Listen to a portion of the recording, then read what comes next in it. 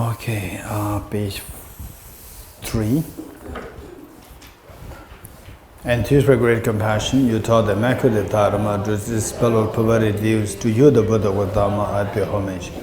And through great compassion, you taught the Immaculate Dharma to dispel all perverted views. To you, the Buddha Gautama, I pay homage. And through great compassion, you taught the Immaculate Dharma to dispel all perverted views. To you, the Buddha Gautama, I pay homage. I go for refuge until I'm enlightened to the Buddha, the Dharma, the Sangha. By my accumulations for practice of giving and so forth, may I become a Buddha to benefit all sentient beings. I go for refuge until I'm enlightened to the Buddha, the Dharma, the Sangha. By my accumulations for practice of giving and so forth, may I become a Buddha to benefit all sentient beings. I go for refuge until I'm enlightened to the Buddha, the Dharma, the Sangha. By my accumulations for practice of giving and so forth, may I become a Buddha to benefit all sentient beings.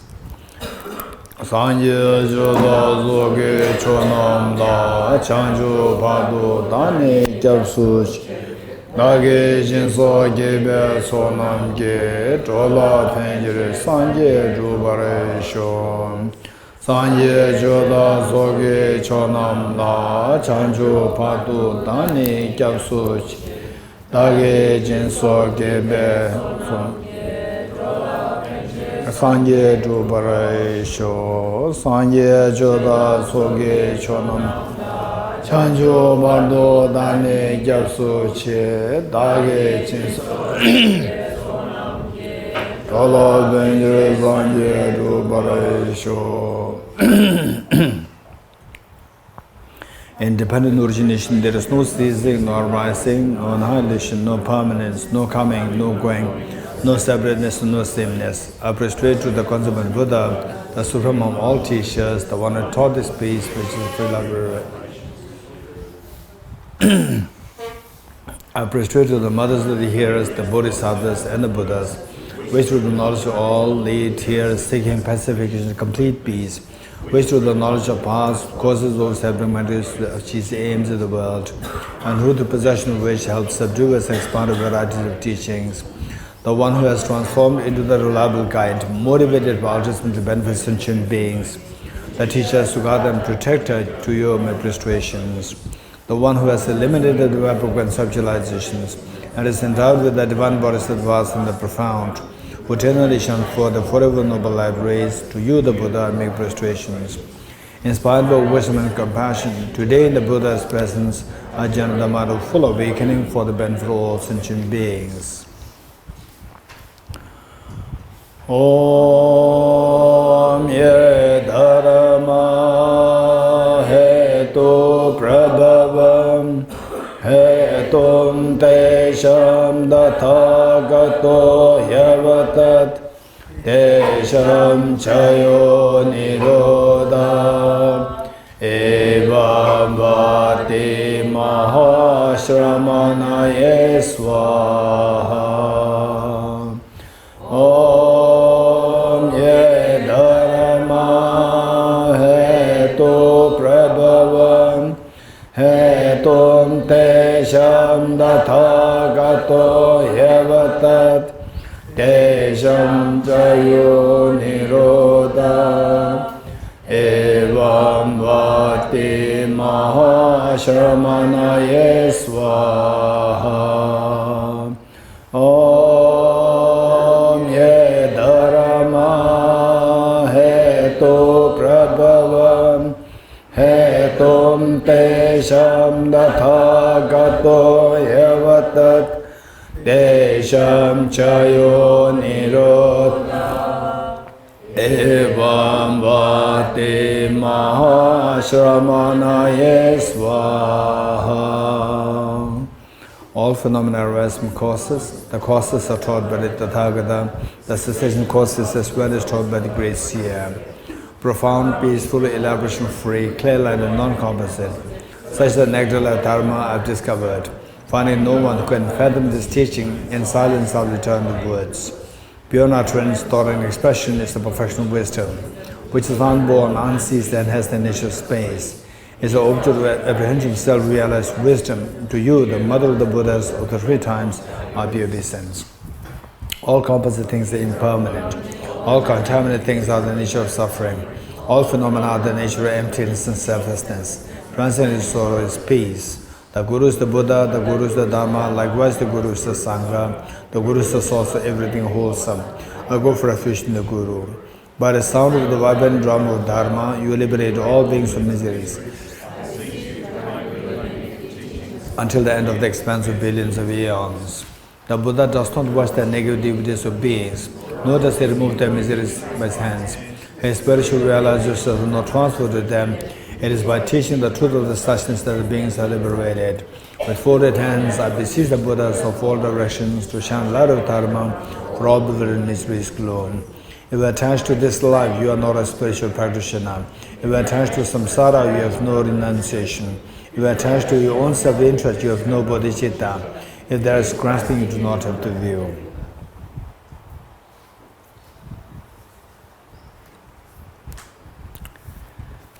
Okay.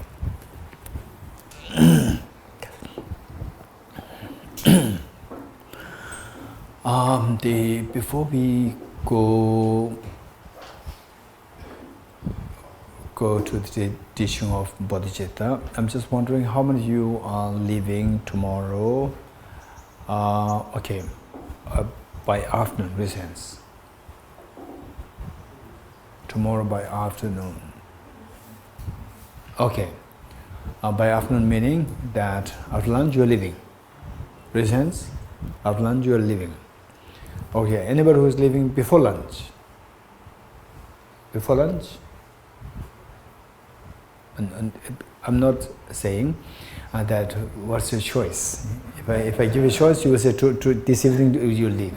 Right? I'm not giving you a choice. I'm saying that, say your flight, your train, your car, whatever. Say the latest have to leave by afternoon, after lunch. Reasons. Latest by, let's say, the 1 o'clock, 2 o'clock, I have to leave. Reasons, I have to leave. Not that I have a choice. I have to leave, latest by. Okay. Anybody who has to leave before that? Okay. Then, what we'll do is that we will try to wind this up tomorrow. By lunch, we'll finish. Yeah, because there's no point that the people get just half and leave, which is what we did. What I'll try to do is that, say there are two methods of bodhicitta. I'll cover one of them, and then if I can go a little quicker, then we can do both methods. Okay. The bodhicitta, the bodhi means awakening. Bodhi is awakening. Chitta is the mind which aspires. The mind which aspires to be awakened. Awaken meaning to awaken your Buddha nature. The mind which aspires to be awakened. Okay. And this definition is very clearly indicated, taught by the Arya Maitreya. Of course, the Buddha taught, and then you will see that it's very clearly indicated in Arya Maitreya's text, Abhisamaya Alankara, ornament of clear realization. In Tibetan, Mundokyen, it says that Semke Pani Shindunshir Yanda Zobe Chanju De. It means that bodhicitta is the aspiration to become the fully enlightened being for the benefit of other sentient beings. Let me repeat it. Bodhicitta is the aspiration to become fully enlightened for the benefit of other sentient beings. Simge pani shendunshir yangda zobe chanjubde. Okay. So this is the literal meaning of bodhicitta. A Tibetan translation is very precise. Bodhi is the awakening, or the changchup. Bodhi is the changchup. And then the bodhicitta. Chitta is the mind. Changchup, self. Changchup is bodhi. and chitta is the mind. This is the Tibetan translations. They are very precise. Very precise. Achanchup said, bodhicitta. So, this teaching originally taught by the Buddha Shakyamuni. Buddha Shakyamuni taught this, and as looking at the biography of the Buddha and biography of Buddha, just 2 lines of biography for the intellectuals, for the learned people. These 2 lines: the one who has transformed into the reliable guide, motivated by altruism to benefit sentient beings, the teacher, Sugata, and protector to your prostrations. Just 2 lines. This encompasses the complete biography, the quintessence of all the aspects of the biography of the Buddha are all included in these 2 lines. And these 2 lines, when after the 100 years after the composition of these 2 lines, then the great logician Acharya Dharmakirti came, and this was said by Acharya Dignaga in 6th century AD. These 2 lines, which I shared with you, the story said of Acharya Dignaga. He composed this in 6th century AD, and after 100 years, then another incredibly brilliant logician came, philosopher, psychologist, enlightened being, master came, Acharya Dharmakirti. And he, seeing these 2 lines, he was extremely baffled. He was, in a way, like mesmerized to see that these 2 lines contain such the massive information. And then he wrote a commentary on this. The whole chapter 2 of Pramana Vartika, chapter 2, is just a commentary to explain these 2 lines. And the chapter 2 has 283 verses. 283 verses, and if you read them, you will not understand anything. So you need further explanation of these 283 verses. Okay, to understand, to unfold what these 2 lines are. And so looking at this, we see that how Prince Siddhartha, he traversed this journey towards enlightenment. He was initially motivated by altruism to benefit the sentient beings. That is the altruism or great compassion, or in the final form, it is the bodhicitta. So bodhicitta drove him to leave the palace and go towards the in wilderness to look for the solution to help all the demon sentient beings. So this is the driving force. This teaching, therefore, this being the trigger point of Prince Siddhartha becoming the Buddha, so that becomes a very important biography, part of the biography of the Buddha Shakyamuni. So the Buddha Shakyamuni taught this aspiration. With this aspiration, everything good will happen to you. And in your life, in your family, in your workplace, if you have at least some degree of this feeling, the bodhicitta, a part of it, you will see that your family will be extremely happy and you can resolve the problems very easily. Your life is very easy, it's so beautiful, it's very happy, and people around you can breathe the happiness with you. This is amazing, so precious. So initially taught by the Buddha Shakyamuni, and then the 2 methods, somehow directly or indirectly or implicitly or explicitly, the 2 methods were taught. One is known as the sevenfold FOLD, sevenfold cause-effect method to generate bodhicitta. In Tibetan, Gyunte Menga Dun. Gyunte Menga Dun. Sevenfold cause-effect method to generate bodhicitta. Then the second one is the method of equalizing and exchanging self for others. The method of equalizing and exchanging self for others. In Tibetan, Dakshin Nyamje. Dakshin Nyamje. Okay, so these 2 methods were taught by the Buddha Shakyamuni, and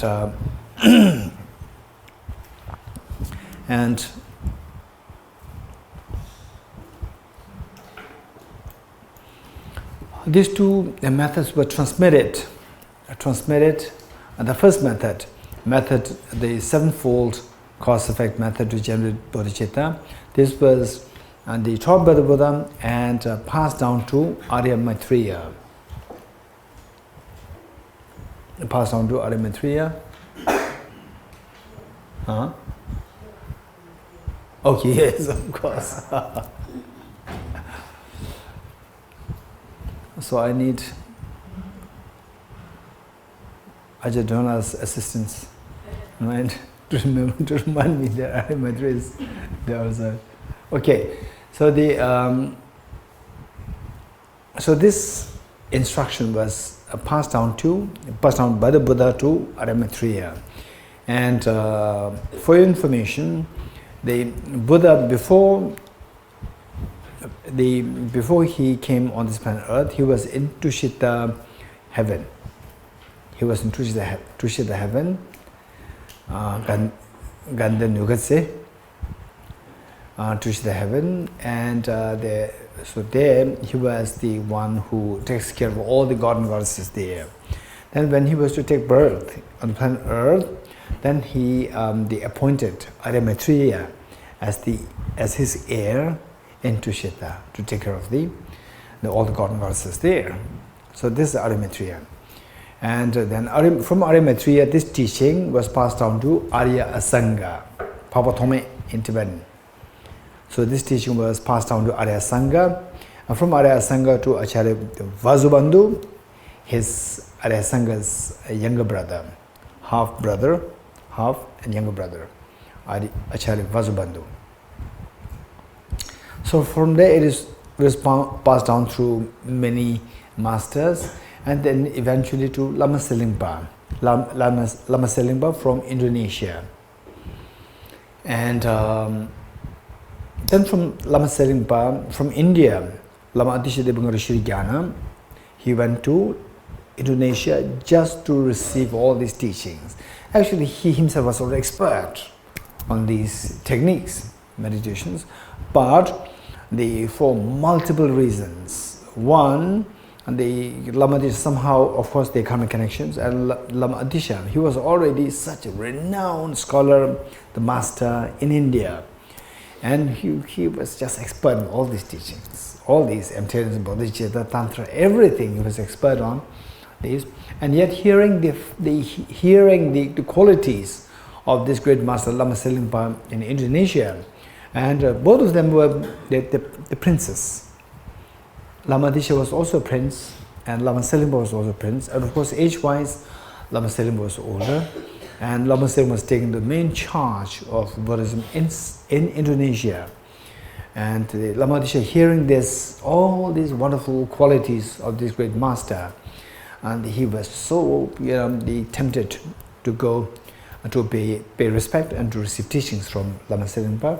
And just for information, Lama Atisha, his understanding of the Dharma, his philosophy is the highest level of the philosophy, which is the Madhyamika philosophy. And he is expert in this. And Lama Selingpa, his philosophy, he was following Chittamatra philosophy, Lama Selingpa. So whereas in terms of the philosophy, Lama Atisha, a philosophy, he is expert in Chittamatra, Madhyamika, everything, and he was the advocate of Madhyamika philosophy. And he's expert in bodhicitta, everything of the Buddhism. And he's such a renowned master in India. And knowing that, despite him knowing that Lama Selingpa was holding Chittamatra philosophy, not the Madhyamika philosophy, but somehow he felt so connected that I must listen to teachings from this master. So he left, and he said that it took about like 11 months in the sea. In the sea, in those days, motor boat, right? Sailing, just sailing, and not a huge ship. It was just a small, maybe like a small boat, a small ship. And then this is how he struggled. And now the historians, they are uncovering that Lama Atisha must have even landed in Malaysia, because it's on the way. Malaysia, And of course, we cannot, be on the water like for 11 months. Yes, you have to take some, get some respite, get on the land, wherever. So now, I think a few years ago, the archaeologist discovered a spot saying that this was where Lama Disha landed in Malaysia. And Malaysian history today is just 400 years history. Malaysian history, only 400 years. And it was with the appearance of the Muslims, Islam in Malaysia, 400 years. And they have no history beyond this point, beyond no history. So beyond this, when they dig, they found everything Buddhistic. Everything's gone. Extremely sad. Extremely sad. Yeah. Okay. So this was Lama Atisha who received this, who inherited this teaching Bodhicitta, passed on to Lama, from Lama the Selimpa, passed on to Lama Atisha. Then Lama Atisha in 11th century AD was invited to Tibet, and then spread the teaching there in Tibet. So this is how we inherited now, all of us, where the Bodhicitta teaching is happening all over the world related to His Holiness the Dalai Lama is all from Lama Selimpa, Lama Atisha. Okay, this is how we need to remember the kindness of all these great masters. Okay, and I don't remember too well which Bodhicitta series was that, and that was hosted by Tibetan Buddhist Center, Singapore. Tibetan Buddhist Center, Singapore, and they organized the Bodhicitta retreat. There were about like 80, the total like 85 or 86 people there. Singaporeans, Malaysians, then Australians, many people came from different places, and total we were almost like 100 people there. And we all went to the first two, Bali, and then the first retreat, Bodhicitta retreat in Indonesia was in Bali. And second one, I said we must go to a place where Lama Selimpa happened to be, because this we were doing the Bodhicitta retreat, and this came from the Bodhicitta came from Lama Selimpa, so we must go to Lama Selimpa's place. And then we went to Jambi in Indonesia. This is another place where, if you go there, you don't see anything. Even the local people who are taking care of the museum, the archaeological museum, even they have no clue of Lama Selimpa. If you ask them the history, they have no history at all. And all these people, young boys and girls who are cleaning, who are taking care of the museum, they were all Muslim boys and girls. And very interestingly, so we were there, and then we went to the actual site to pay visit, so that we can. That's the archaeological site now. We cannot really stay there for days and days. We can go there, visit, pay respect, and we have to come back. We did the retreat very close by the main monastery. And when we went there, the first to check the place where we are going to do take the aspiration bodhisattva vow, the spot. We to choose a spot, and we went there. And there was of course there are many young Muslim boys and girls. There was one boy, and who noticed us. And then the next time we actually went there, and he saw me.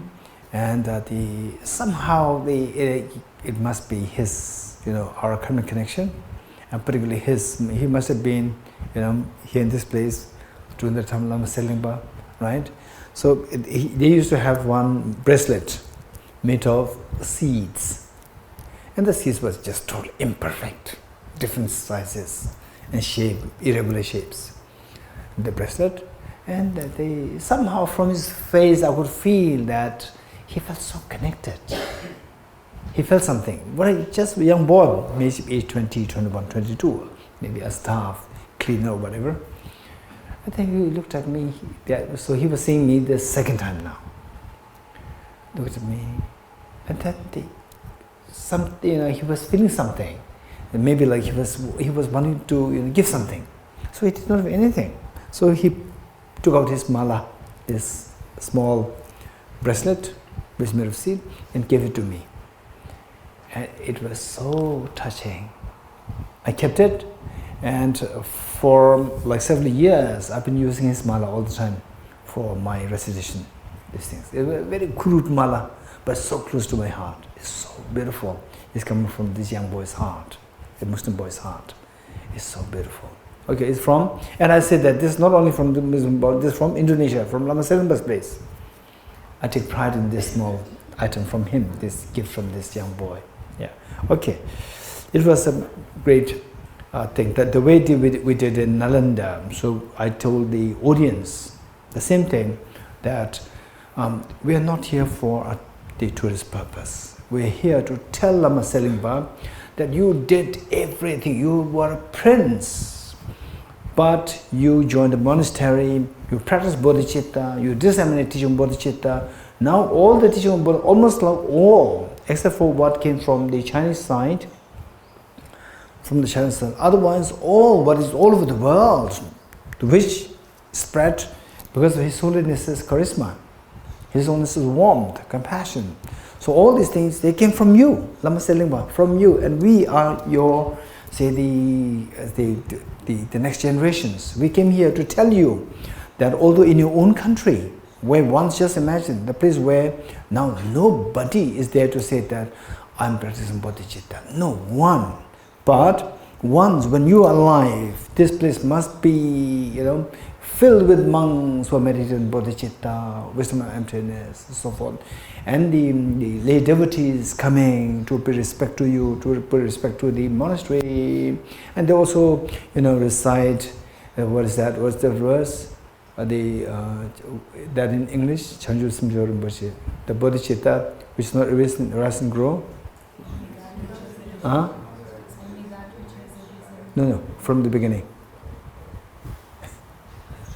Anyone who remembers this verse?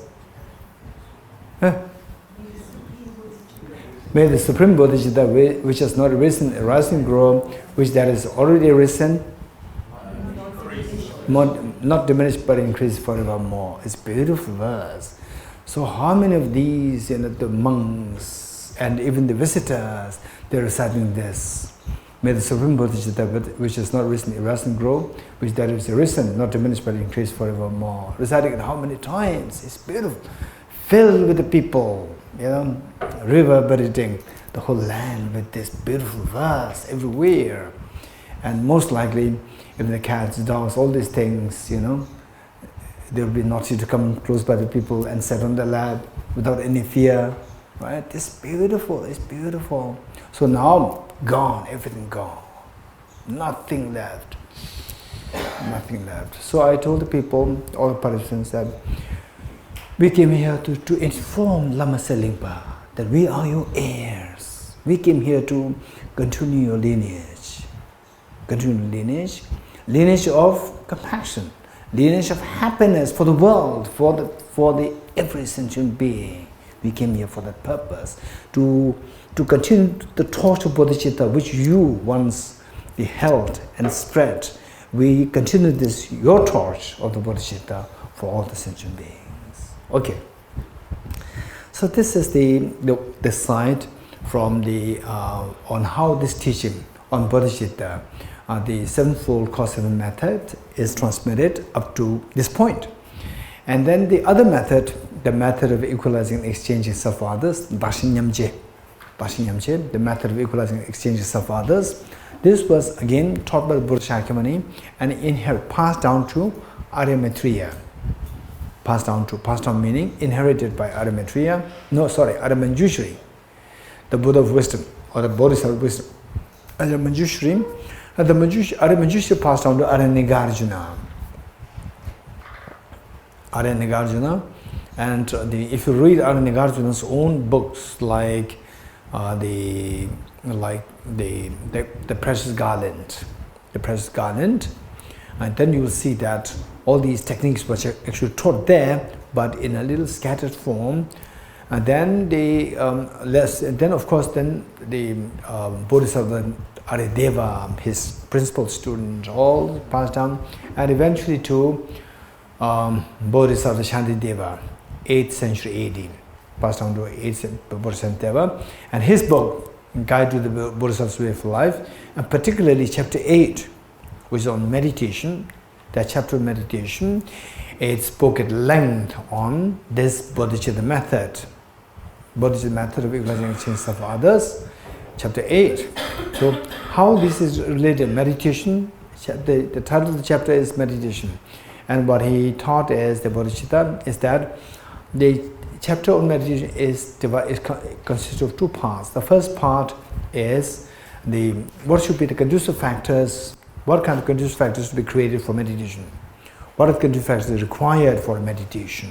So he explained in great detail how to seclude yourself physically, how to seclude yourself mentally. These are taught.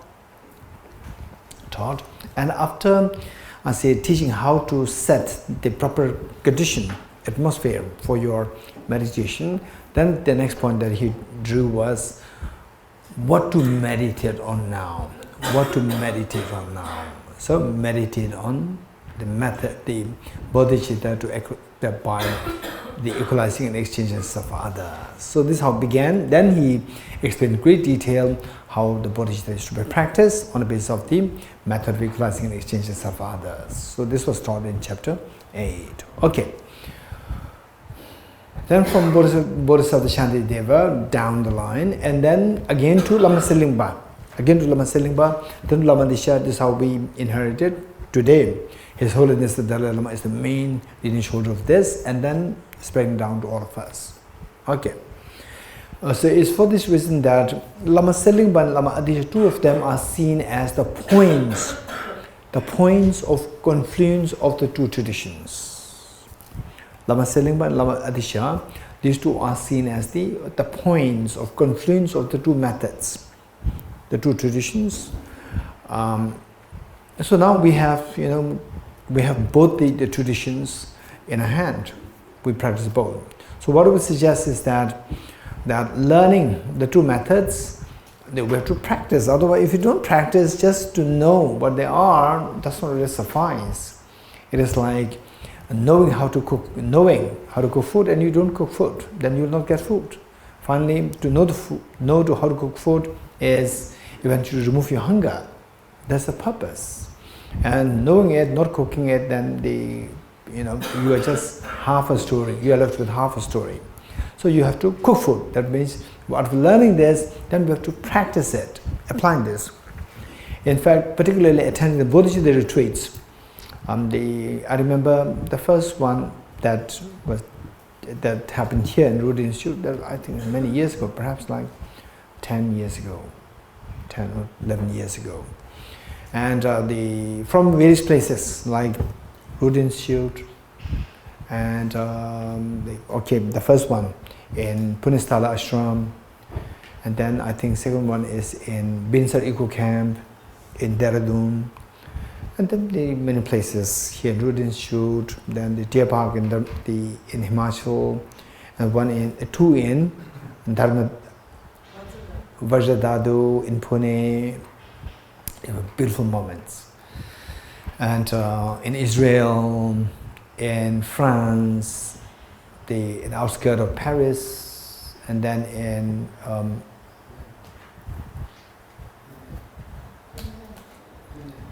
Finland, yes, Finland, and Sweden. Sweden we did other teachings. Yes, we did bodhicitta, but not in the form of retreat. It's more like regular 2-3 hours teaching. Then in Italy, recently we did it in Assisi. How many of you know Assisi in Italy? Assisi. Yes, Denzi Piala was there for the retreat. She came for the retreat in Assisi. So this Assisi is a beautiful place. That is the place of the Saint Francis. Saint Francis, most of you may know Saint Francis. He is really like a bodhisattva. I was a bodhisattva. Amazing. So it said that where he is in the forest, all the wild animals, they come to him. The deers, they come to him. totally fearless. Totally fearless. That's amazing. Saint Francis. Amazing. So this Pope, he picked his name from Saint Francis. So Pope Francis, his original name is different. Only when he became the Pope, then one is entitled to choose a name. So he picked up the name from Saint Francis. So Pope Francis is the name comes from there, Saint Francis. He's an amazingly great saint, a real Bodhisattva. Okay. So it happened in many places. And I'm so glad, what I'm saying this was that I'm so glad that many of the people from these retreats, even after the retreat, they continue to practice this on a daily basis. And after like several years I met them, the one thing that they would report to me is that since the retreat, they've been every day meditating on the bodhicitta. And in other words, what we do in the morning practice, the only additional thing that they add is one of these two methods. These two methods they include in the practice, and then it was never interrupted. Every day, this is such a joy for me to hear. So this is the greatest gift for me. I personally feel so happy to see that there's somebody who took my words very seriously. I'm so glad. Yeah. Okay. So with this, and in the monastic universities, like where the Tenzin Dongala is now being trained, so my own monastery and other monasteries as well, where there's a rigorous studies in the debate format, in the debate form. And the monks, they really debate. It's a very beautiful experience. And the debate can start, let's say that started like 6 or 7 o'clock p.m. And then it can, sometimes it can go like 8, 9, 10, 11. And in some small groups with like 100 or 50, 60 people. So the one that I'm talking about is about like 2,000, 3,000 monks. Just spending like say from 6 o'clock to 7, 8, 9, 10, 11. Most of the time it winds up like 11. Depends on the disciplinarian. If the discipline keeps extending, it can go to 12, sometimes at 1 o'clock. Yeah. Sometimes this debate is also known as tempu. Tempu means you pass the night, the whole night debating. Yeah, this was the label of that. What it is known as tempu tamja. Okay. So how do we know that the debate will come to an end? Now this debate session will come to an end. How do you know that, right? So. Because somebody comes, keep debating, and second person comes and keep debating. How do you know that the debate, now that's the end of the debate for the evening. How do you know that? So how do you know, is that the debate starts with the youngest class. And then the disciplinarian will decide when that class stops, and the next class come with the new debate topic. It begins from the youngest one, and then it goes to the senior, more senior. So when it comes to the senior, if the debate keeps the pattern is maintained like this, from junior to the senior to the more senior, still more senior, which means the debate is not being stopped. It will continue. So suddenly a younger one comes from the senior most. Suddenly a monk from, we know all the 2,000 monks, still we know who's from which class, we know that. And the younger one, comes with the disciplinarian, asking the younger one to now go there, which means that but even though it can be the second cycle now, we never know. Second cycle again from junior, it can go. So disciplinarian decides. And how do we know that now this is the end of the debate? Is that the younger one every time you start the debate with them, say some lines, some verse, or some lines from any book, right? And you have to identify where there's the source of this line or the verse. You have to tell it right away. If you cannot, then the debate will not move. The one who brought this question will just sit like this, right? Just wait for you to say. And if the people around you, they're sympathetic, they may help you. Actually, it's not encouraged others to help you. Okay, so you have to somehow be able to say this. So this gives, even though you waste like few seconds or maybe even 1 minute, just waiting that something should come out from you, and you have nothing, right? Like sand full unthought sand, no oil. You're expecting oil to come out, no oil come out. So the thing is that this is how we are trained. The monks are trained. So psychologically, it is planning in your mind that, hey, be prepared next time. Next time, if you don't prepare, then thousands of monks are there, and you will be, everybody's just looking at your face, and you expect to say something, you have nothing to say, right?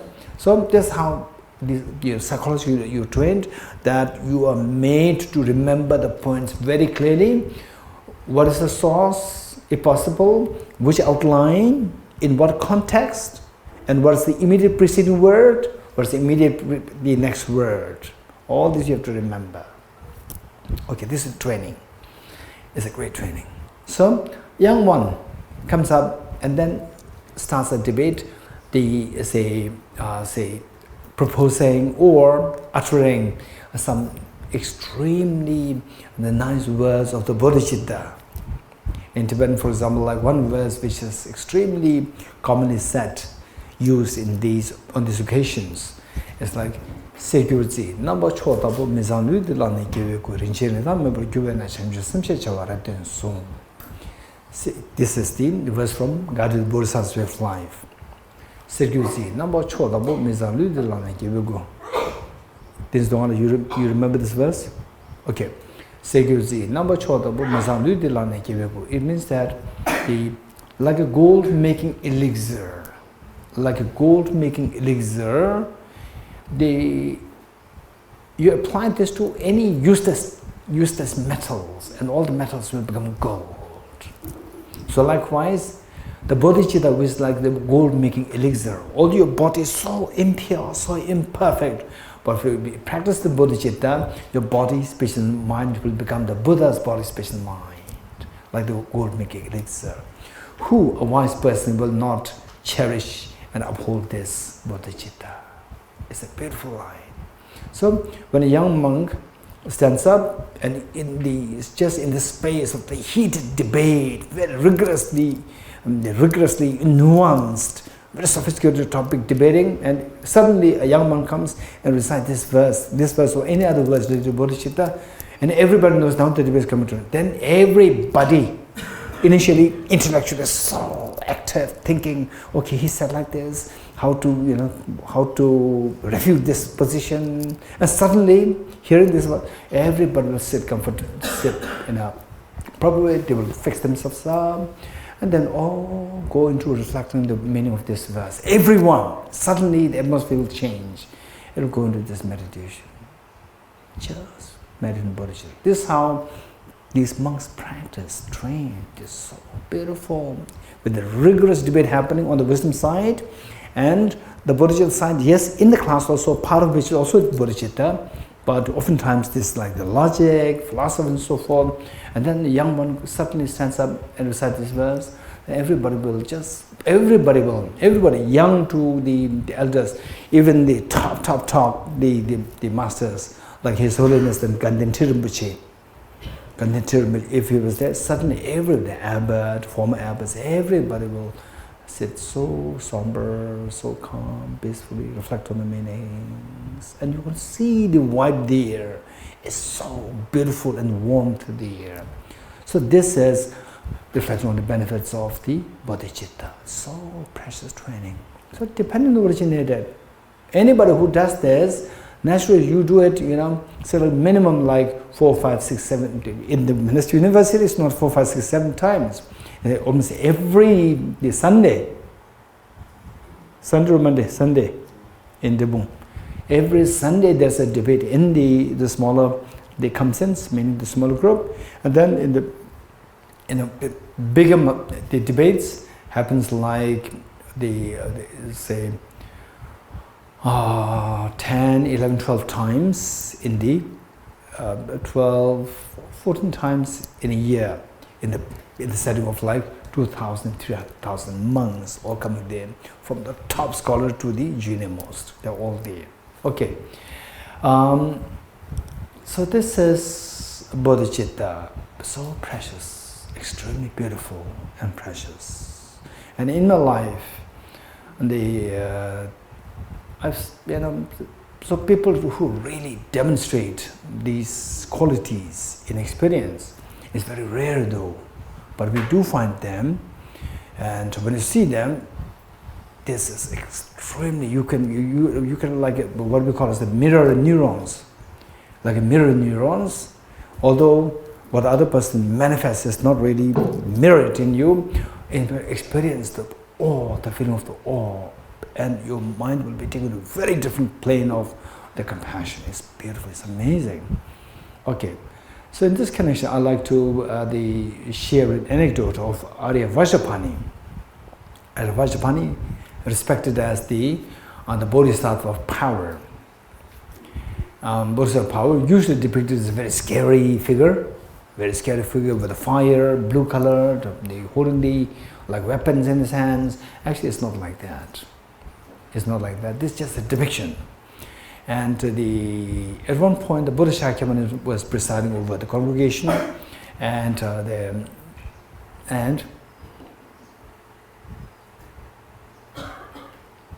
Bodhisattva Vajrapani was there. Then Arahat Mughlayana was there. And Mughlayana, who know? You know who Mughlayana is? Okay, so Buddha here, so this is a beautiful picture here, the statue, the Buddha statue here. Buddha, and on two sides do you see two monks. One on the right side is Shariputra. One on the left side is Arahat Mughlayana, right? And why these two monks? There are so many other important monks there. For example, more important than two of them is Ananda. More important than Ananda is Mahakashyap, Arahat Mahakashyap. In fact, next to the Buddha Shakyamuni was Arahat Mahakashyap, because the Buddha appointed Arahat Mahakashyap as his heir, the first heir. And he's most important, but he's not depicted here. Only Shariputra and Mughlayana, two of them are depicted here. Do you know the reason why? Why Shariputra, why Mughlayana? The reason is that Shariputra is considered as the most intelligent disciple of the Buddha Shakyamuni. And Mughlayana, on the left side, is considered as the one with the greatest miracle power amongst the students of Buddha Shakyamuni. Let me repeat it. Shariputra is depicted as one very important figure here, is for the reason that he is considered as the one with the greatest of the power of the intelligence amongst the students of Buddha Shakyamuni. Students here, mainly the Shravakas and Shravakas, those see personal liberations. Those who are what you see normally there, where the Buddha travels, where the Buddha goes, his disciples follow. These disciples are mainly the Shravakas. Okay. Then the Mughlayana is known for his miraculous power, the one with the greatest miracle power among the students of Buddha Shakyamuni. Okay. So in that congregation, Buddha was presiding over the congregation. Bodhisattva, the Vajrapani was there, Arahat Mughlayana was there, and then Indra was there. Indra, the king of the god and goddesses, was there. And then the King Ajatashatru was there, King Ajatashatru, who was the son of King Bimbisara. And King Bimbisara is one who is extremely close disciple of Buddha Shakyamuni, and who was actually killed by his own son, Ajatashatru. And later on, King Ajatashatru became the student of the Buddha. And he was also there. And then the audience. So the Arya Vajrapani, the Bodhisattva power, he always holds a Vajra in his hands. Vajra in one of his two hands. Right? Always holds Vajra. Therefore, he is known as Vajrapani. One Dorji. What is that in Tibetan? Chana Dorji. Chak is the hand, and Dorji is the Vajra. Vajra in hand, or the holder of the Vajra. This is his name. So he's always holding Vajra. And King Ajatashatru, the king of that kingdom where the Buddha was, Buddha after becoming enlightened, he was mainly in King Bimbisara's kingdom. He was mainly in King Bimbisara's. There are so many anecdotes we have to listen to. I wish the retreat is the 1 month retreat. Otherwise, all these beautiful anecdotes are there. And the Buddha felt, Buddha was especially connected with King Bimbisara, and King Bimbisara had such reverence, unique reverence to Buddha Shakyamuni. And the Buddha also spent most of his time in King Bimbisara's kingdom. So King Ajatashatru naturally, connected. And then the King Ajatashatru, he was always seeing the Vajra in Arya Vajrapani's hand. So he was so curious what that Vajra is like. He was so curious to know. But he did not dare to ask Arya Vajrapani, would you mind showing your Vajra to me? He did not dare to ask this. And King Ajatashatru, he was known for his physical might.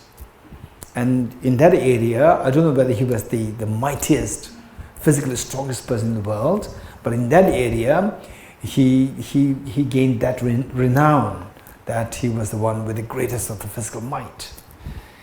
Might meaning literally, physically very strong. And then he was so curious. What is that thing which the Arya Vajrapani was always holding? The Vajra, what is that Vajra like? And then the Buddha asked Arya Vajrapani, you keep your Vajra on my table. And Arya Vajrapani so respectfully kept the Vajra on the Buddha's table. Then the Buddha invited Ajatashatru, King Ajatashatru. Your Highness, King Ajatashatru, you can now see the Vajra. And King Ajatashatru was so happy. He did not have to communicate. The Buddha read his mind, and then he did not dare Arya Vajrapani to show this to him. So he was so happy. He came and he started to pick this up. Let alone picking this up, he can't even move it. And he was initially with one hand he was trying to move it, he could not. With the two hands he was moving, he could not move. And he surrendered. So he passed to Indra, the king of gods and goddesses. King of gods and goddesses also uses Vajra so many times to combat with his enemies, particularly Asuras, enemies, because his Vajra is so powerful that he can destroy the enemies through his Vajra. So he always uses Vajra. And then the King Ajatashatru passed this to the Indra. And the Indra, he came, okay, Vajra is what I always use. So he just picked up, he could not pick it up. Again, same thing, move it, could not move it. Two hands, could not move. He gave up. And he passed to Arhat Mughlayana. Because Mughlayana is known for his miraculous power, right? Superhuman power. So he started to move it, he couldn't move it. If Mughlayana, he could not move it. So Mughlayana, again to invoke his spiritual power, again he went into meditation to invoke the spiritual power. And again he could not even move it. So he started to, they say turned to the Buddha and started to cry. And said, now I lost my miracle power. And the Buddha said, your miracle power is not lost. To lift this Vajra, your miracle power is too small. Your miracle power is too weak. So to pick this up, the miracle power required is enormous. You cannot, and then Buddha invited Vajrapani. Okay, Vajrapani, pick this up. Then Vajrapani with just the thumb and the forefinger, pick this up and threw it in the sky, and they held it back. Then King Ajatasattu, he was so fascinated. He had this sense of air that I'm the physically mightiest person on this earth. And now his ego subsided. And then he did not dare to even look at Vajrapani. Knowing that the Buddha is so compassionate, he turned to Buddha Shakyamuni. How come that this Vajrapani is able to play with this Vajra while we cannot even move? And he did not look at Vajrapani's face, seeing that his ego has gone down. And then the Buddha said that to somebody to pick this, move this Vajra and pick this Vajra and play this Vajra, this person must reach a very sophisticatedly high level of the bodhicitta. Without this, you cannot even move this. Only the power of the bodhicitta can move this, nothing else. The Arahat Mughlayana, he had a direct, non-dual wisdom of emptiness. It cannot move this. Only the bodhicitta power can move this. This is what the Buddha said. Then King Ajatasattu made the request. So please tell me, what are the points to keep in mind when you practice bodhicitta, and particularly to gain this power? And the Buddha indicated 10 points related to how to acquire this power on the basis of the practice of the bodhicitta. So it's primarily supporting the poor people, being kind towards your parents, all these compassionate gestures. The 10 of them were listed by the Buddha. Okay, so this is about the bodhicitta, the benefit of bodhicitta, and it's beautiful. And if you practice it, and if you practice otherwise, generally speaking, we can say that, oh, this person is very kind, this person is not so kind. So kind, somebody born as very kind, and don't say that this is bodhicitta. Bodhicitta is a very sophisticated version of compassion. It's not just ordinary compassion, it's extremely sophisticated. And in my life, I've seen only few people who really demonstrated the sophisticated bodhicitta. So the sophisticated bodhicitta, we can talk about the intensity of compassion and the sophistication of the compassion. These are different. Some people can have the intense compassion, they may not have the sophisticated compassion. People having the sophisticated compassion is so less. People having the sophisticated compassion is so less. Many people can be seen with intense compassion. These two are very different. So for example, say, indications of intense compassion, like somebody can run into tears, some people can faint, seeing the suffering of others. These are the indication of the what? Intensity of the compassion. But it doesn't necessarily mean the sophistication of compassion. Compassion can be extremely sophisticated. And this sophisticated compassion can be cultivated only through learning and practicing.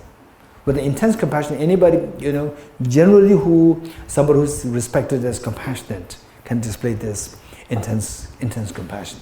For example, like when you hear about the Ukraine war, look at people who are so angry towards Putin and so compassionate towards the people who are dying.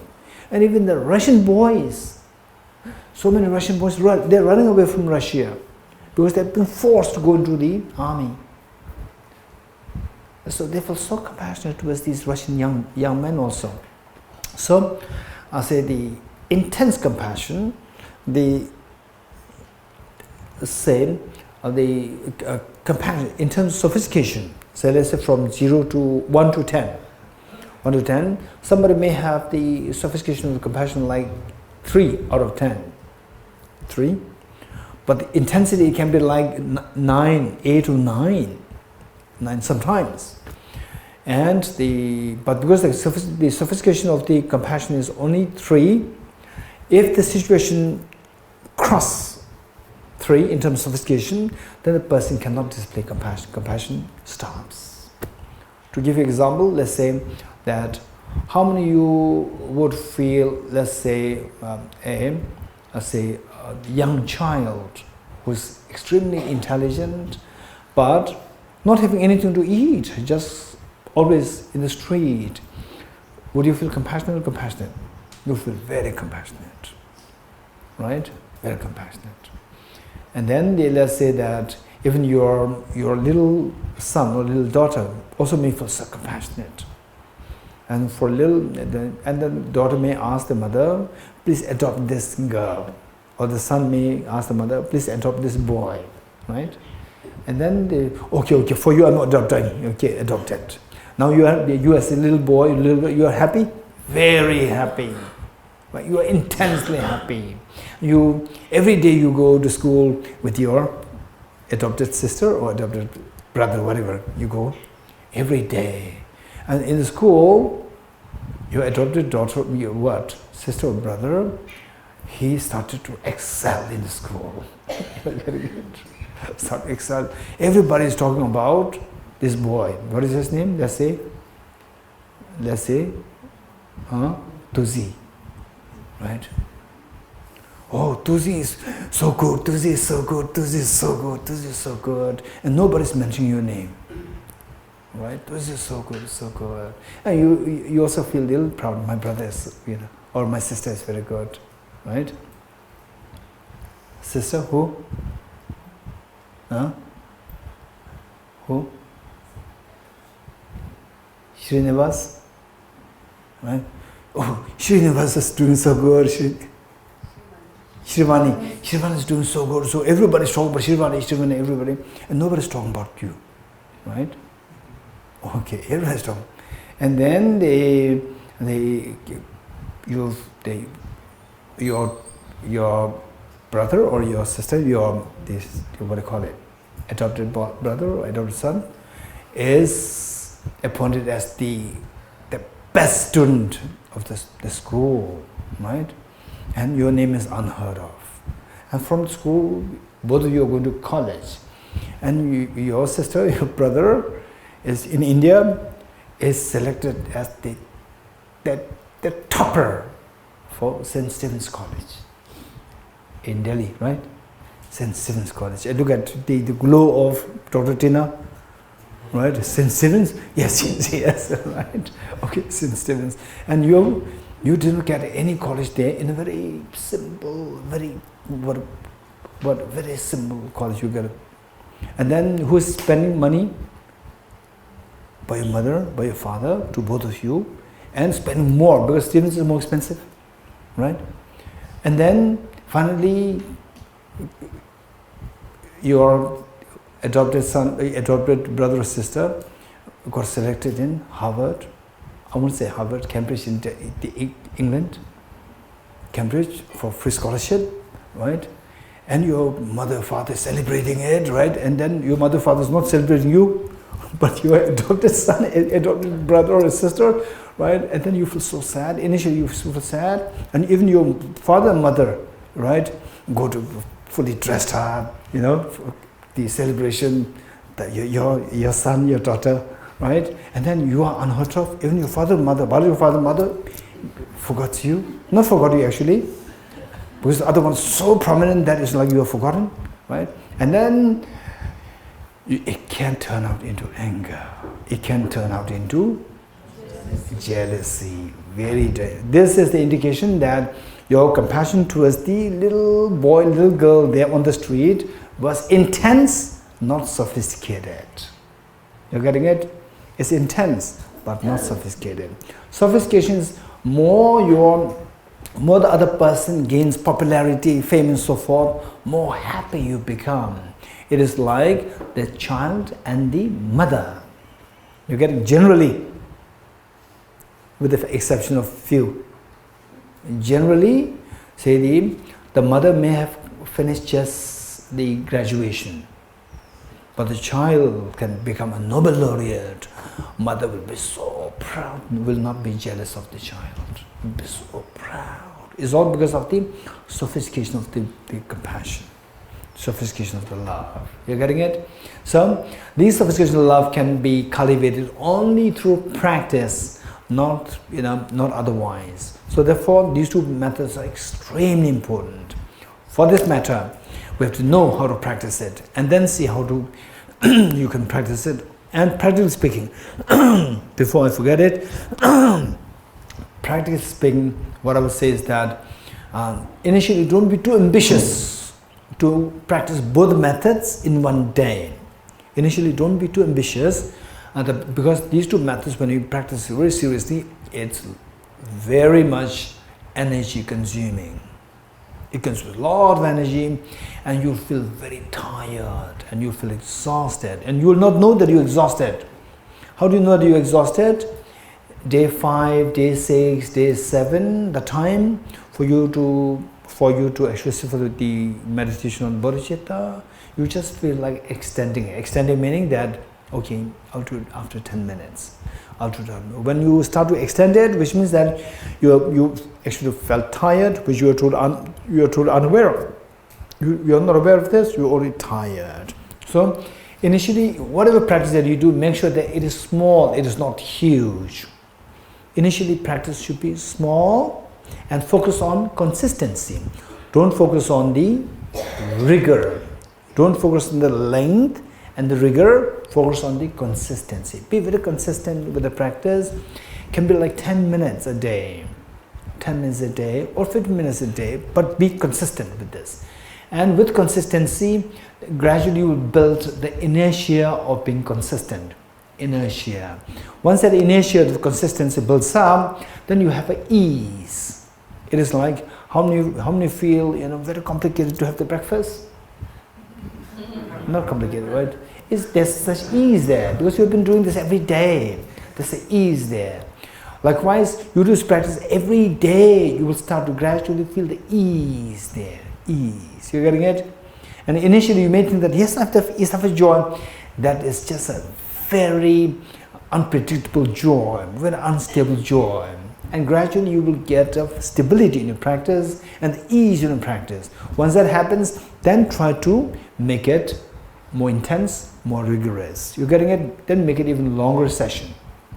Okay. So initially what I would suggest is that you alternate between these two methods in your practice. Alternate between these two methods. Today if you do the sevenfold, the next day you do the equalizing exchanging method. So this is how you alternate between the two. But make sure that you do both. You do both. Okay.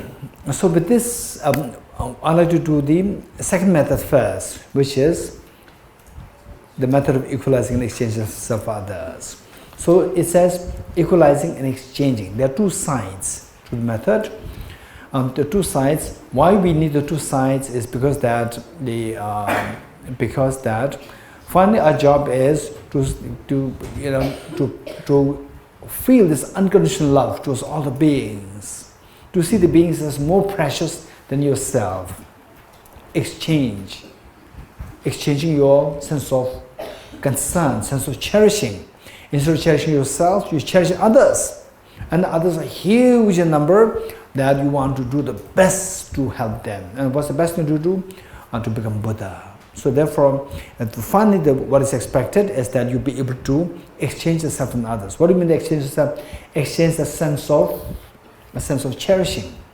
Exchange the object of cherishing. Earlier, thus far, we cherish the object of cherishing is the self. I cherish myself more than others. Now you exchange this object from the self to others, you cherish others more than the self. You're getting it? But we cannot do it right away. If you do it right away, then it can tell me, if I'm to give a design to this glass, the glass making experts, what will they do? How do they give designs to this? They first heat up the glass, and then they twist it in the way they have to do. They twist it in a particular way, whatever design you like. Accordingly, you twist it. And what happens if you twist it so fast like this? What happens? The glass will break. So therefore, right from the beginning, if you jump to say, oh, finally, equalization is not required, exchange. After the exchange object of cherishing. From today onwards, I'll cherish others more than myself. You jump to this directly, you are going too fast. Okay, Chelsea, if you go too fast, what happens? Huh? You crash, right? So then you will never reach. Chelsea, right? Then you will never reach Lhasa. Right? In fact, that happened in Tibet house. It not happened, it's like an anecdote. So in Tibet house, I shared these stories. After this, then there was two gentlemen were there, and they were very close to each other. And one gentleman was not attending one of my sessions. Other one said, why are you not attending the class? Other gentleman said, if you go too fast, you will die. If you go too fast, you will not reach Lhasa. Right? So I take my own pace. This is what he said. Okay, so with this, we should be very realistic, right? We should be very realistic, but make sure that both the methods are done in 2 days' time, right? Alternate between the two methods. Okay, so the first method is known as the method of equalizing and exchanging self for others, and this has 9 steps. First, we need to remember all these 9 steps by heart. And then when you practice this as much as possible, and try to make sure that the notes, the books are away from you. You try to do them all by heart.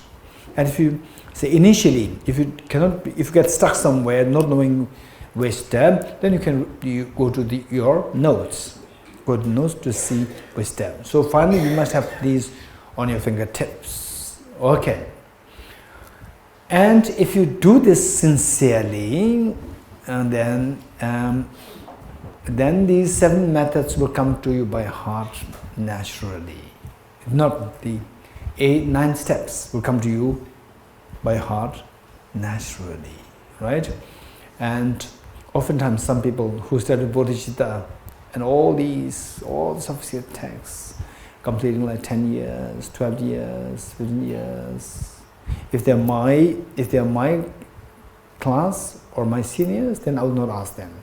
My juniors, to whom I can comfortably talk, first thing is that I don't ask them, do you practice Bodhicitta? I don't ask this. I ask them, you've already studied the Bodhicitta. What is studied?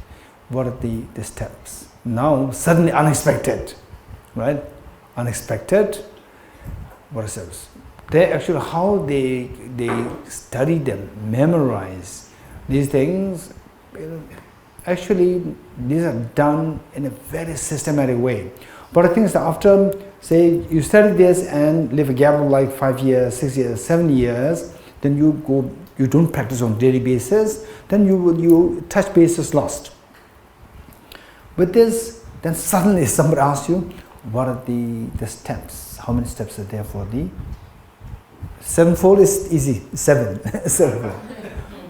Equalizing and exchanging method, and try to retrieve what he studied before, after 7 years ago, or 8 years ago, 10 years ago. Maybe 9 steps. Okay, what are 9 steps? Then complicated, right? Then you cannot identify the steps. Maybe steps, even the steps are altered, which means that you are not meditating on bodhicitta, right? So maybe there are some of us here who have been attending my retreats for like 2 times, 3 times, 4 times, 6 times, 10 times, where I'm tired of seeing the person, right? And the person may not have these on the fingertips. You're getting it? That makes me tired, right? If you have those on the fingertips, okay, it doesn't mean that if you come too often, I feel tired. No. When you come too often and you have these on fingertips, I get energized. You're getting it? If you don't have this after 20, 30 years of being in my retreat, right, still you don't have these on the fingertips, that makes me tired. Right? Okay. So the point is that we need to have these on the fingertips. The best will be through your practice. if you practice consistently, you can easily see. Bodhicitta is very easy. Lucky that there are, steps there. There are steps there. With the steps, how many steps are there? What are the steps? If the person cannot say these things, gets stuck, which means the person is not practicing this. Yeah. However learned you are, you may be Geshes, Khenpos, or whatever, you are not practicing this. Yeah. So what I'm saying is that it's not about to judge somebody else. It's not about to judge somebody else. Judge yourself. You're getting it? I'm sharing this with you to tell you that this is a clear indication. Whether if you don't practice, even if you know this, to know this is so precious, much precious than somebody not knowing at all. But if you know these things and you feel complacent, this is when we go wrong. Know this and then go to the third step to practice them. Okay, this is what is required. Okay, so this has, by the way, for today and tomorrow, what we do is that the class 9 to 10:30, then 10:30 we'll have just half an hour break, and then 11 we come back rather than 11:30. You're getting it? Just a short break, because there are so many materials, I don't know how much we can cover. I would say that, and then some of us, whether we're going to meet again. In next life, yes, we'll meet. But in this life, I'm not too sure, right? Some of you, maybe it's like the first and last. We never know. But in which case, then, better to go with more information, right? Okay, so this is what we're going to do for today and tomorrow. The break, just half an hour. And then, you may wonder that I'm saying number of anecdotes. It's because what do you do when you build the walls? In one day you put all the bricks to the end? No. Why not all, so that the house will come up very quickly?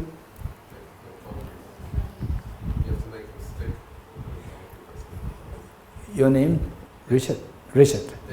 David.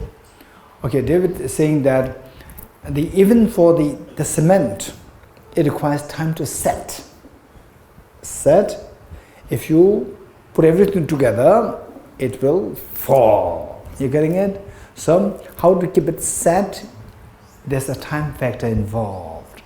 And the time factor, to make it very efficient, I share stories, anecdotes. You're getting it? So that your mind feels rested. It's testing. Actually, it's setting your mind. Right? So these are not for, because that, I'm a storyteller. No. Right? Just to make your mind set. It requires a time for the setting your mind. What have you learned?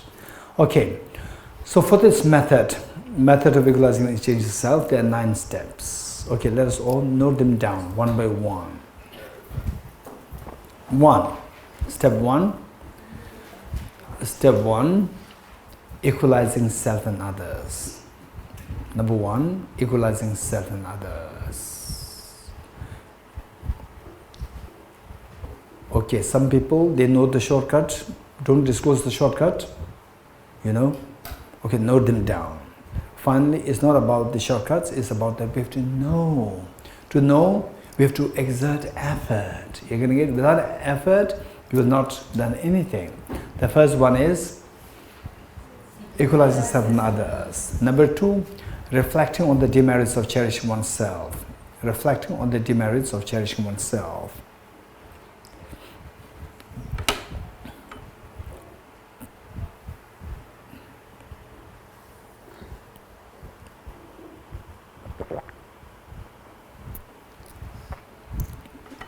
Number 3, reflecting on the merits of cherishing others.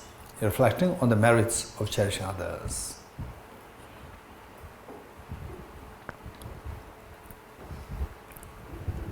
Number 4 is taking the suffering of others, with emphasis on compassion. Taking the suffering of others with emphasis on compassion.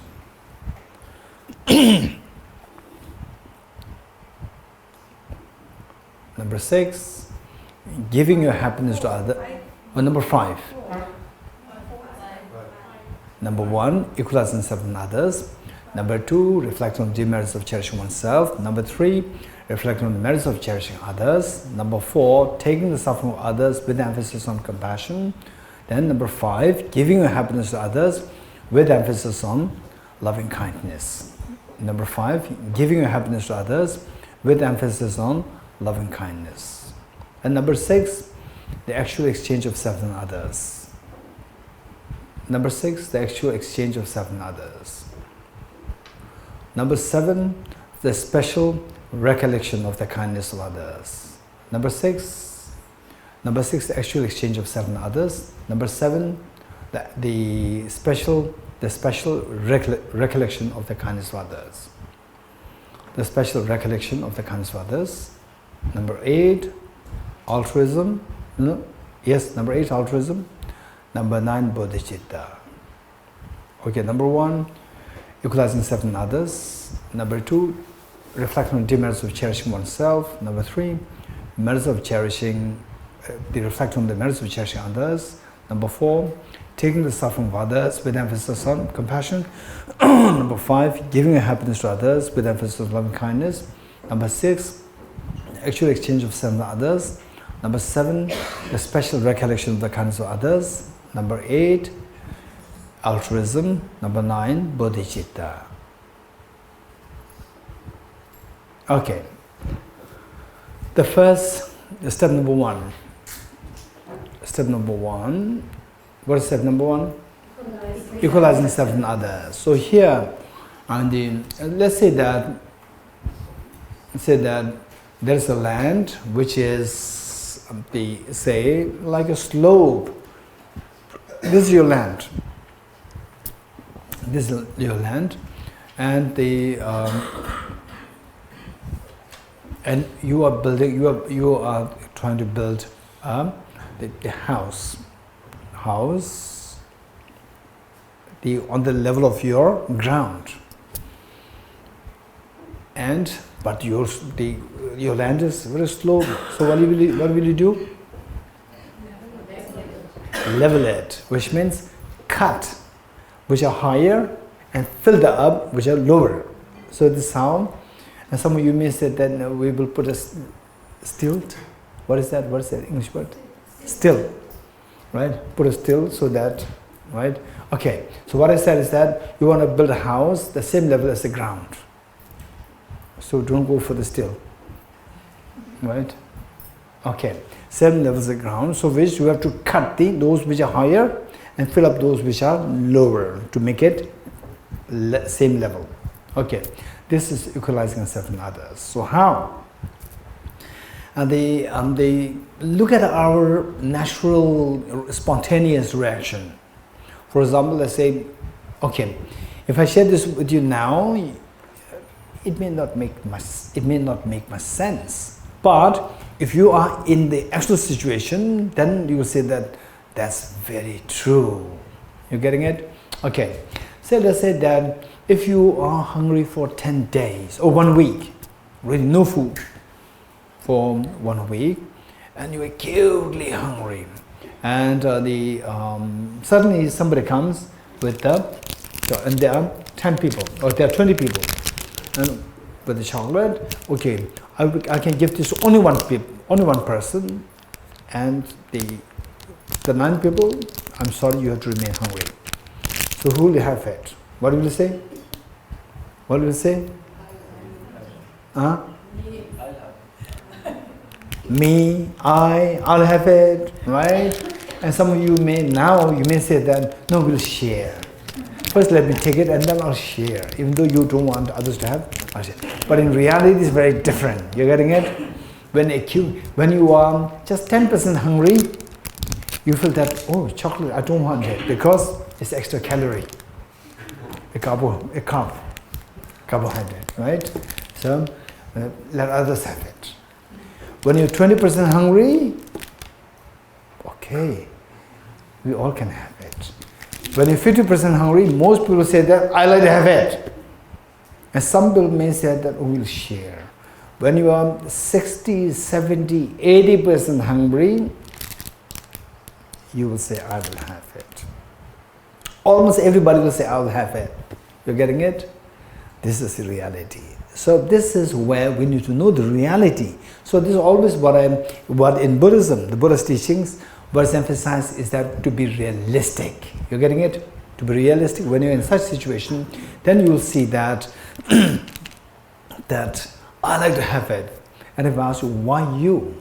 What will you say? Because I'm hungry. I'm hungry. Others are also hungry. I'm acutely hungry. Others are also acutely hungry. What extra reason do you have to say that you deserve this? You have no extra reason. You're all equal. We're all equal.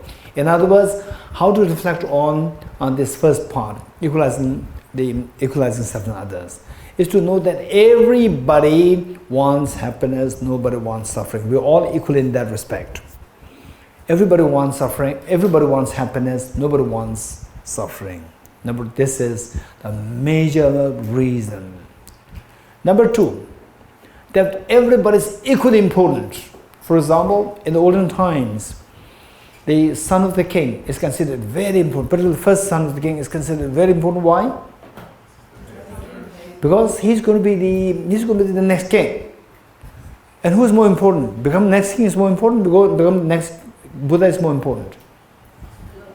Become the next Buddha is more important, because king at the most you can, if you are really kind, you can benefit the people of your subjects in the kingdom. But if you become Buddha, you can benefit all the sentient beings unconditionally, right? For you, becoming a Buddha is way more important than to become a king. And who has this potential to become the king, to become the Buddha? Everyone has equal potential. So therefore, we are all equal. There's no one person who is more important, one person who is less important. We are all equal in that respect. Everybody has the seed of perfection. And I studied this. I studied this since the age of like 20, 21. So that everybody has the seed of everybody's seed of perfection. Everybody has the Buddha nature. Since the last 4 or 5 years, I'm really gaining conviction that that's very true. It's a matter of opportunity. Even though we describe somebody as dull, and some are very intelligent, some are extremely cunning, some are extremely compassionate. We describe like this, but it's a matter of opportunity. This is what I realized. If anybody has the best of the opportunity, that even what we consider as a very dull person can become excellently bright. And anybody who we consider as extremely selfish, even that person can become extremely kind. That is the conviction that I gained over the last 4, 5, 6 years. This is amazing. The presence of the Buddha nature within everyone. This is so real, and this makes the Buddha very confident to work to work for equality of the society, equality of the gender, equality of caste, creed, and so forth. This is what made the Buddha so confident in fighting against inequalities. Okay. So these are the reasons. Number one, what? That everybody wants happiness, nobody wants suffering. And everybody is equally important, for everybody has a seed of perfection, the Buddha nature. So reflecting these points, that there's no reason why I should be treated as more important than others, right? And some people, they talk about, everybody's equal, but there are some who are more equal than equals. You heard about it? Right? Everybody's equal, but some are more equal than equals. You're getting it? So you read the Animal Farm? You read it? Very interesting, right? Okay, so what I'm saying is that this does not have room in the Buddha's teachings. Everybody's equal, there's no the second edition. Some are more equal than equals. This is not there. Everybody's equally equal, right? This is the Buddha's teachings. Okay, and you will gain conviction in this, particularly when the bodhicitta comes. When the compassion increases in you, increases in you, number one. Then number two, that you gain conviction in the efficacy of the dependent origination. Dependent origination is by dependence on the factors that some are more intelligent, some are less intelligent, some are more wealthy, some are less wealthy, some are more reputed, some are less reputed. It's a matter of dependent origination. When you get deep conviction in the efficacy of dependent origination, then you see that everybody is really, really, really equal. Everybody has a potential to become enlightened. Yeah. Okay. So this is what we need to reflect on. So in this connection, okay, we'll stop here. Yatha Om Gate Gate Paragate Parasamgate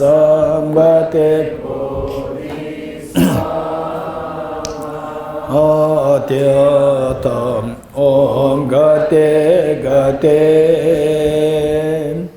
Paragate Parasamgate Bodhisvaha Adyatam Om Gate Gate Paragate Parasamgate Bodhisvaha